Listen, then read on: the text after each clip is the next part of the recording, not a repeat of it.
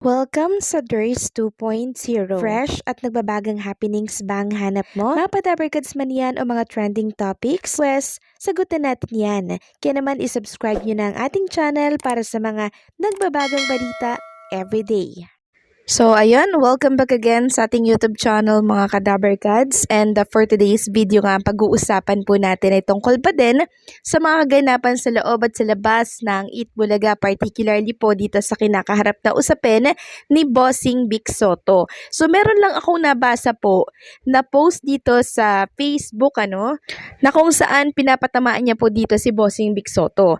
Sabi niya dito, ako boss, ang argument ko lang dito, bakit daw taing-tai si Bossing Vic Sotto, hindi pa naman daw nare-review ng MTRCB yung pelikula nitong si Daryl Yap. Hindi niya ba naiintindihan mga Kadabarkads na kaya po nagsampa itong si Bossing Vic Sotto ng reklamo ay dahil yung pamilya niya po, no? Yung pamilya niya mga Kadabarkads ay naapektuhan na. Hindi niya ba naiintindihan yun? Grabe naman to, sana wala siyang anak na babae or wala siyang asawa. 'Di ba? Kasi hindi niya talaga maiintindihan to eh. Sabi niya taing-tai yung mga abogado daw. Wala pang 5 days period daw ang respondent after filing the complaint. Diyos ko, bossing, focus ka muna daw sa salamin. Tapos tanungin mo kung tama ba yung ginagawa mo. Of course, tama nga. No, tama. Kaya nga siya nag-file ng kaso, di ba? So wala ka kasi sa posisyon, kaya mo nasasabi itong mga ganito.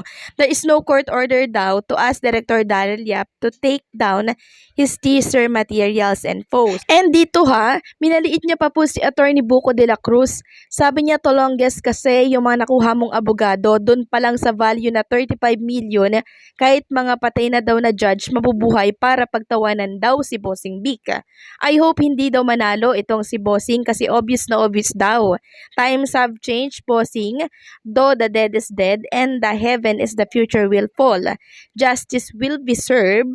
Ikaw gumawa ng sarili mong problema. You had the option not to react, pero obvious na obvious ka. Hindi pwedeng hindi magre-react si Bossing Vic Sotto dito, no? Dahil meron siya mga endorsement na pwedeng maapektuhan. Plus may pamilya siya na nadadamay po dito sa isyung ito. Kung si Bossing Vic Sotto nga lang ang tatanungin, hindi na po siya magsasampa ng kaso dahil alam niya po na ito ay ganito yung palabas, no? Para makakuha ng atensyon yung pelikula ng isang director dyan. So, ikaw yung lumagay sa pwesto ni Bossing Vic Sotto. Tingnan natin kung anong gagawin mo. Palalagpasin mo ba ito? Gayong nadadamay na yung anak mo, yung asawa mo, tapos yung endorsement mo, wala kang gagawin? So, ayoko po makakita ng ganitong mga post mga Kadabarkads kasi talagang naiinis po ako lalo na't wala po sila doon sa pwesto ni Bossing Vic Sotto. Parang ang dali lang magsalita nila, 'di ba? Samantalang pag-usapan naman natin ang tungkol dito sa post ni LM Entertainment. Sabi niya, sorry no money for Daryl Yap. The film won't be released anyway. Hindi mo binago ang titulo, tigas ng mukha mo eh. So tingnan natin kung maaprobahan yan sa MTRCB since napaka-libelous na agad po ng teaser, di ba? And syempre yung teaser dapat baguhin din po yan. Dahil hindi talaga yan papayagan sa MTRCB. Well, tingnan na lang natin. Samantalang, balikan lang natin mga Kadabarkads yung previous update natin tungkol dito sa post ni Tito Sotto tungkol doon sa bill na na isa sa batas, no? Na kung saan, sabi niya nga dito, anti-fake news bill yung kanyang ipupush para walang magkalat ng fake news, para walang mabiktima, no? So, hindi ko lang alam kung pag naisabatas to, hindi ko lang alam kung ano po yung mangyayari sa mga nagkakalat na mga fake news katulad na lamang po noong nangyari nung nakaraan, 'di ba? Pinagkakalat na nagpadala daw po ng script sa kampo ni Bossing Vic Sotto na which is hindi naman totoo. So possible na magmulta rin, makulong din po, no, pag minalas-malas na siyang dapat lang mga Kadabarkads para syempre mawala, no, at mabawasan yung mga nagkakalat ng fake news dito po sa ating bansa. Kaya naman sana manalo po talaga at maibalik sa Senado itong si Tito Sotto. Samantalang isang nakakagulat na revelasyon naman kay Bossing Vic Sotto ang ating pag-uusapan mga Kadabarkads, and maging ako kanina habang binabasa ko ang article na to, nagulat ako kasi sa edad na 71 ni Bossing Vic Sotto mga Kadabarkads, wala pa po pala siyang maintenance, wala pala siyang sakit, tulad ng iniisip ng ilan. Sabi nga dito, sa edad na 70 and turning 71 this year ay wala pa ring maintenance medicines ang TV and movie icon na si Bossing Vic Soto. Ito ang naging revelasyon ng original Itbulaga Dabarkads nang mapag-usapan ang tungkol sa kanyang kalusugan at kung paano niya inalagaan ngayon ang kanyang katawan. Nagpapasalamat si Bossing sa Panginoong Diyos dahil kahit senior na siya ay maayos pa rin ang estado ng kanyang health at ang pinaka-good news pa ay hindi pa niya kailangang mag-take ng mga gamot pang maintenance.